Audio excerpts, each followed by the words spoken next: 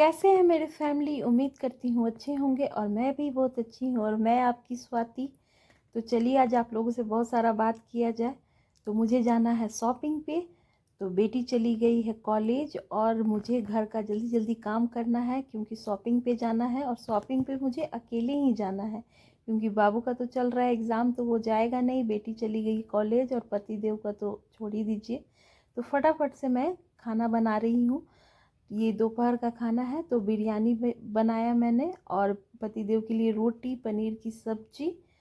और खाना बनाने के बाद सोची कि थोड़ा पेट पूजा भी कर लिया जाए क्योंकि शॉपिंग जाना था और बहुत सारा शॉपिंग करना है, मुझे भी थोड़ा करना है, भाभी को भी करना है।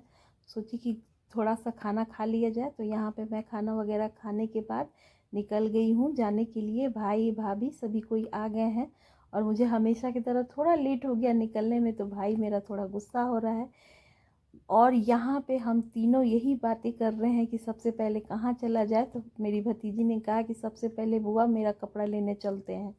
तो हम लोग भी कहा कि अच्छा ठीक है चलो पहले तुम्हारे लिए ही कपड़ा देख लेते हैं। तो यहाँ हम लोग दुकान पे गए और मेरी भतीजी ड्रेस पे ड्रेस निकलवाए जा रही थी, उसे पसंद ही नहीं आ रहा था। मुझे तो ठीक ही लग रहा था लेकिन मेरी भतीजी को फाइनली ये वाला ड्रेस अच्छा लगा। ये ड्रेस देख के उसका चेहरा पे खुशी हो गया कि भाई ये ड्रेस अच्छा है। और हम लोग को भी अच्छा ही लगा, ड्रेस तो सारा ही अच्छा था और ये वाला ड्रेस भी अच्छा था। तो वो खुश थी कि चलो मुझे मेरा पसंद का ड्रेस मिल गया।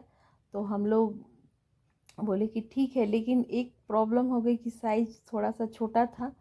तो हम लोग दुकान वाले भैया को बोले कि भैया ड्रेस तो यही चाहिए पर साइज़ एक साइज़ बड़ा चाहिए।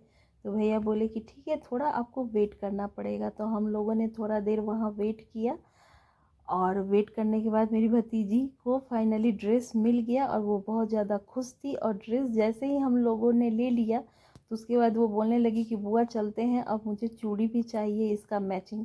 तो यहाँ हम लोग चूड़ी की दुकान पे पहुँच चुके हैं और ये वाला चूड़ी जो है वो ट्रेंडिंग में है। तो मेरी भतीजी को यही वाला चाहिए था तो उसे उसके हिसाब से चूड़ी भी मिल गया और चूड़ी ड्रेस हो गया। उसके बाद लगी भूख तो बोली कि चलो कुछ खाते हैं। तो यहाँ पे हम लोग ढुसका खा रहे हैं जो कि यहाँ पे बहुत अच्छा मिलता है। तो ढुसका हम लोगों ने खा लिया और ढुसका खाने के बाद हम लोग को और भी शॉपिंग करना था। तो हम लोग निकल गए शॉपिंग पे।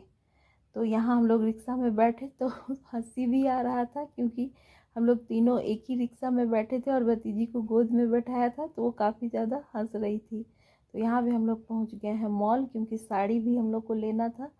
साड़ी हम लोगों ने कुछ देखा लेकिन कुछ खास नहीं लगा, उतना जचा नहीं। तो हम लोगों ने कहा कि ठीक है उसके बाद चलते हैं।